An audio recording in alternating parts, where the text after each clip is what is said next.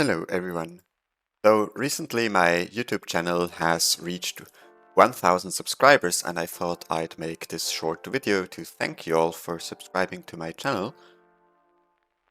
Now, with that out of the way, I wanted to talk some more about the future of the channel, of the direction I want to take this. Now, as you might have noticed from the graphics, like 2 months ago, I have upgraded my computer. I now run on a new and better computer, and for the first time I'm able to record gameplay outside of the golem area in pretty good quality. And that opens up a vast range of possibilities as to what kind of content I can produce. As you might remember, my channel started out with golem advice for Power Chronomancer, and now I can actually go into raids and showcase actual raid boss gameplay. One of the goals I've had with this channel was always to provide guides that weren't covering the absolute basics, because I feel like the basics are covered by people with way more elaborate graphics teams than I have, because I'm just using basic video editing and I have no interest in doing good graphics. So with that market saturated, I'm trying to do guides that no one other is making. And for that reason, I've tried to focus on guides that are sort of more for advanced players, because there's not a lot of content out there which actually helps players improve past the entry points into raids. And so when you're at like 100 legendary insights and you want to get better at something, all the guides you're going to look up are going to explain to you how to gear your character, and what you would need would be actually more detailed advice, not in how to do raid bosses, for example. You don't need a list of the mechanics anymore because you have already done the raid boss once. Now you need like a guide in how to do it better. And I found there are not many guides out there that tell you how to play raid bosses better. And I think that is one of the things I want to focus on now that I have the ability to record actual boss gameplay. Like, I want to teach you how to do Sabir better, for example, because Sabir is a boss where a lot of people do not fully grasp the mechanics and therefore make basic gameplay mistakes. And so that's kind of thing you can expect going forward.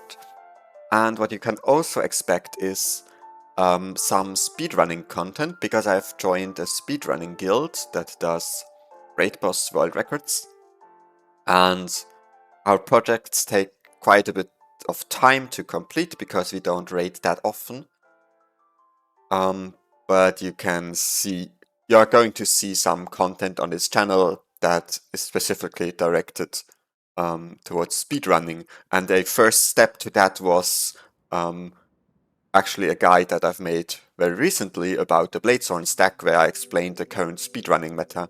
So that's another thing I want to do, is not only create content for players who are currently at 100 legendary insight, but also maybe to make you curious about what else is out there in the game, like to give a motivation for a 100 legendary insight player to learn more.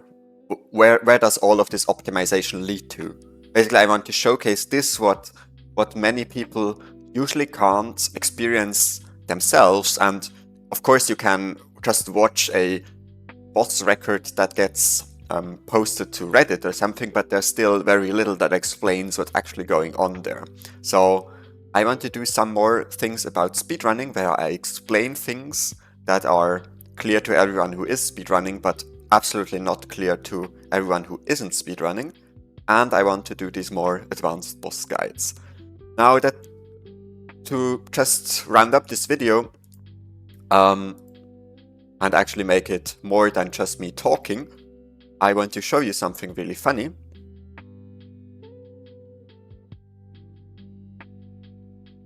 Now, what happened here is that I've used my skill Hide in Shadows to then use the hook strike, which does 400 defiance break damage, as you can see here. Because it's knocked down for 4 seconds, it does 400 defiance break. Now what's funny about this is that this golem has actually a break bar of 500 and not 400, but my hook strike just broke it in one strike. This is because hook strike right now doesn't actually do 400 break bar damage, it does 600 break bar damage, so it's 200 stronger than advertised, and with 600 break bar damage it does equal break bar damage as a 6-second stun, or like the transformation from the Signet of Humility of Mesmer. So funnily enough, this skill is probably, or this combo is probably the best crowd control skill in the game right now. So if you're playing Power Daredevil, that's a free fun fact for you, until ArenaNet watches this video and decides to fix it. Anyway, that's it from me. Thanks so much for watching, and I hope to see you in the future.